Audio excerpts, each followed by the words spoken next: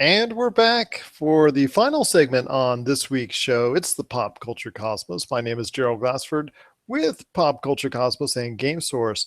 Once again, if you get a chance, please check us out on our good friends at the Podcast Radio Network. We're so thankful to you, the listener out there, at being the number one show on Monday nights. 10,000 listeners last month on the network itself. We just truly appreciate it. And that's all a credit to you out there. If you get a chance, like our friends on that Facebook page at the Podcast Radio Network to see all the great shows that they have coming up. And also like the Facebook pages at the ESO, the Tangent Bound, and also Gonna Geek Networks as well. So, I'm just going to tell you, it was another humdinger of a Royal Rumble that took place as far as this weekend. With the WWE Royal Rumble being the first major card of the year for the WWE. And usually you can get a lot of storylines out leading into WrestleMania, which is their biggest card of the year, coming up very soon, right around the corner. And who better to talk about what happened at the Royal Rumble and his thoughts leading into WrestleMania than my good friend and, well, longtime member of the Game Source and now Pop Culture Cosmos. It's Chris Bahner. How are you, my friend? Hey Gerald, thank you for having me on. I'm doing good. How about yourself? I'm doing well indeed. And I guess you can say that because we live in Vegas and the Yeah, odds were heavily weighted in Randy Orton's favor, especially after Dave Meltzer wrote in the most recent Wrestling Observer that the odds-on favorite would be I should say Mr. Bob. I want to say Bob Orton as well. Orton. And you want to talk about the favorite coming in. They didn't change it. Sometimes the WWE sees those odds like going in one favor as far as the favorite's concerned, and they just want to go ahead and just follow that to a different T. But they decided to go ahead and make Randy Orton the winner of this year's Royal Rumble after all. So your thoughts on the Royal Rumble itself? It's a 30-man over-the-top battle royal, 30 participants in it, basically over an hour long. And I'll tell you what, Randy Orton just proved his worth by going out and winning the Royal Rumble. Your thoughts? I mean the whole Royal Rumble was very entertaining. I thought that to have all of these big names in there, Randy Orton being one of them, some older folks like Brock Lesnar, Goldberg, The Undertaker, Chris Jericho from the 90s. I think they all put up a great show. So in general, just watching it was very entertaining. Randy Orton, very well deserved win. I think it was a great match for him as well as everyone else, but that really that really gave me goosebumps the whole time from when the first person entered till the last person left. And that's what it's designed to do, because you never know exactly who WWE is going to have win the Royal Rumble. And it did look like it was going to come down to some heavy favorites with Roman Reigns, Randy Orton, and then also the final four were those two, and then also as well came down to Bray Wyatt, which was kind of surprising. And even more surprising was Chris Jericho, who Yeah. even in his mid 40s started out the number two participant and went literally almost bell to bell as far as the whole match is concerned. And credit goes to him. And I think what as I was telling you before the broadcast, was an homage to 25 years earlier when Ric Flair went bell to bell to win the Royal Rumble then. Yeah, well, the only thing with Chris Jericho, granted, I love him, but he played the way he plays, and he hid most of the match, kind of sneaking his way under the ropes and staying out of the ring when But big that's his people came character in. right now. It's That's brilliant. it was like big people came in, like Mark Henry or the Big Show, and he was like, "I can't handle this. I'm gonna go say I'm injured in quotations, and kind of hide out." As soon as they were out, he came back in and he was fighting. He didn't do that the whole match, but he did it a little bit, and it was more his style. So it kind of made the match a little funny because everyone's like, hey, let's fight this one person or these two people, and Chris Jericho's off on the side like, I'm gonna wait for my moment, jump in, and throw one or two people out, and that's exactly what he did. So good part on him. I mean, he played the game the way it should be.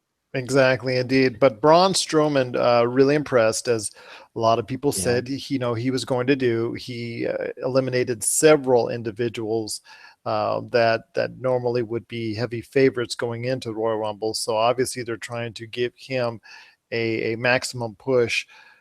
So coming out of the Royal Rumble of the match itself, what storylines do you see for not only just Randy Orton, but also for some of the participants as well? Well, I mean, a lot of the other participants of the 30 man, there seemed to be a little bit of struggle between one or two of them in between. For instance, the Undertaker being thrown out by Roman Reigns. The look he gave him almost gave me an idea of possibly a feud that could go on between those two, and that could lead up all the way till WrestleMania, which would be a really fun match to see, an Undertaker versus Roman Reigns match.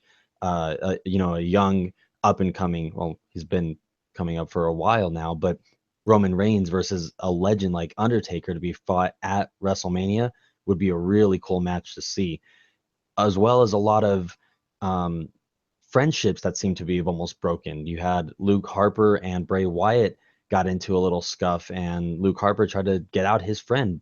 I mean, it there seems to be a lot of stories that are going to be rewritten for the next few months up until WrestleMania, and I think the Rumble is the big starting plan of that. They want to start feuds, they want to start friendships, just to kind of help this road to WrestleMania be the most exciting possible. And the triumvirate of The Undertaker, Goldberg, and Lesnar also didn't disappoint in the Royal Rumble. They each had their Oh yeah. time to shine. And especially the, returning Goldberg, who it looks primed to have that one-off match in, coming up soon when it comes to WrestleMania is concerned. Your thoughts on how Goldberg looked? Did he look like he was a little bit rusty, a little bit out of shape, or did you think he held his own quite nicely? I think he held pretty close to most of the younger people, I'll say, especially for his age. I think he did a great job holding up. He did, a couple different spears, jackhammers. He did like his signature moves, but also took a couple blows and still got back up. So he didn't look like he was one and done. Um, Unfortunately, like the way his Brock Lesnar first match felt when it was over in a minute. And I think that seeing that he can be in a brawl like that for multiple minutes, knocking out a couple people, including Brock Lesnar, I think he has more in him that if he keeps up this little training session he's going, by next pay-per-view or by WrestleMania, whenever he's gonna challenge Brock again, because I know it's coming around the corner here. I think that this is going to be another big match that he can maybe not like a 20-30 minute fight, but I think he can, you know, push out some blows, take some blows, and have it very entertaining the way that the fans want it to be. And I also know that it looks way Roman Reigns eliminated the Undertaker per se. They're pointing towards that inevitable, as heavily rumored, Roman Reigns Undertaker matchup for WrestleMania as well. Oh, yeah, so that's more what I was thinking. I mean, my first pick was I wanted Roman Reigns to win the Royal Rumble, and I figured if he wasn't going to win that, he was still going to get uh, enough popularity in some way, and I think that was his popularity shot, was taking out the Undertaker, taking out the dead man, and once he was able to do that, that kind of set up a feud of his own where it didn't matter if he won the Royal Rumble or not. He's going to have a big match still to come, now with The Undertaker on his back. For me, though, Randy Orton winning the Royal Rumble doesn't move the needle in a good direction. In fact, it doesn't move the needle in any direction because I just think his character has been stale for many years now.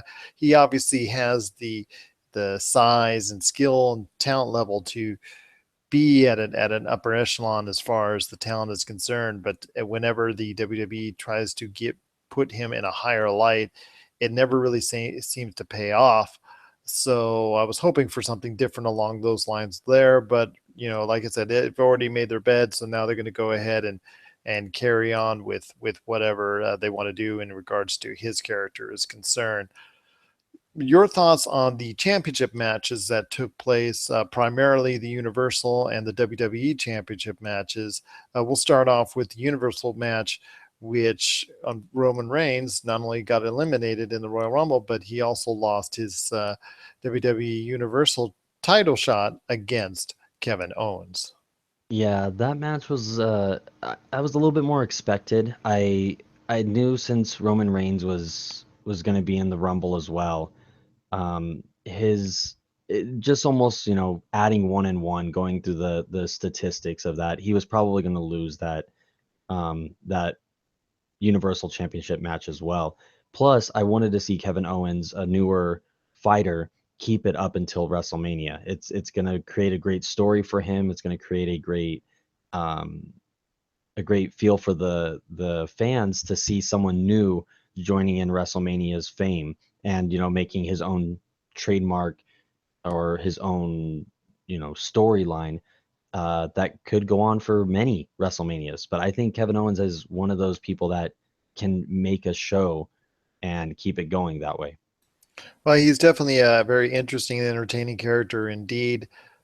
But I was kind of disappointed, but it wasn't unexpected that John Cena upended AJ Styles as Yes. far as the WWE Championship.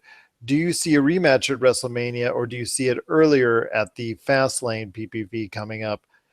Do you see John Cena relinquishing that title back to AJ Styles? Well, I mean, AJ Styles is obviously going to get his rematch. We have in about 2 weeks Elimination Chamber coming up. That may be a little too soon, but that's a possibility there. Fastlane would be a lot better of a chance, but I think as far as a show would be, it would be great to almost see those two go at it again in WrestleMania, or maybe John Cena against obviously Randy Orton, because that's who's going to get the shot there. But who knows if they're going to do a triple threat match or something of that sort. It's all depending on those ratings and how they seem to be going. If people want to see a John Cena and AJ Styles rematch multiple times, hell, they may back it up and keep going and do 3 or 4 rematches to see who can actually win. The best of three, best of five. And mind you, they are great matches indeed. They've had a great series so far, and I expect anytime those two get into the ring that to have a very solid, if not very, very good to great match. But that just shows me that outside of that aspect, that they're trying to create some type of interest for the SmackDown brand. And with Randy Orton being the only other obvious choice as far as that, for a top flight individual, it looks like the mix is between AJ Styles and John Cena for a while because they've uh, Dean Ambrose obviously hasn't made much of a dent since he lost the title. He's got the U.S. Championship, and I think they're going to be pretty much resigned to have him continue that end.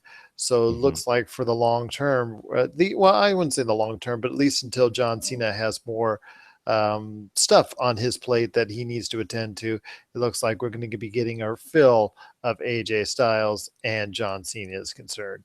So, with all that said and done, and the Royal Rumble now in the rearview mirror, what do you want to see coming out of WrestleMania as far as we get closer week by week? Do you want to see that slow build, or do you want to see even more changes coming up in 2 weeks at the Fastlane pay per view?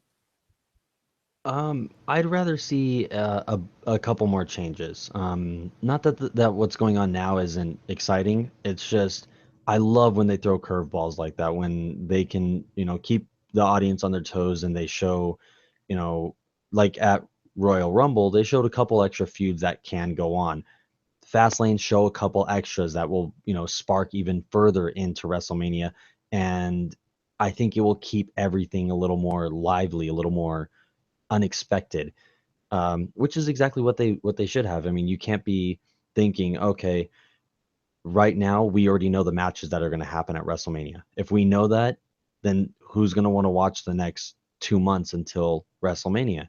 You have to keep it changing, keep the ecosystem always changing. You know, new titles, heck, even change the title holders one more time before WrestleMania, so that way they don't realize that anything can happen at any moment. Well, that's definitely some good insight indeed. Once again, that's Chris Bonner of Pop Culture Cosmos and Game Source, and his thoughts, and I should say both of our thoughts on the latest latest card for the WWE Network, the latest card, I should say, for the WWE Network. It was the Royal Rumble, and it all leads into Fastlane coming in February, and also as well, it leads ultimately to the big stop at WrestleMania in Orlando this year. Well, I think that's going to do it for us. But Chris, did you have any last thoughts on either the Royal Rumble or anything out there going on in pop culture? Um, I mean, the Royal Rumble was just amazing. If you haven't seen it, get on WWE Network and watch it. You know, hopefully we didn't spoil anything for you, except everything.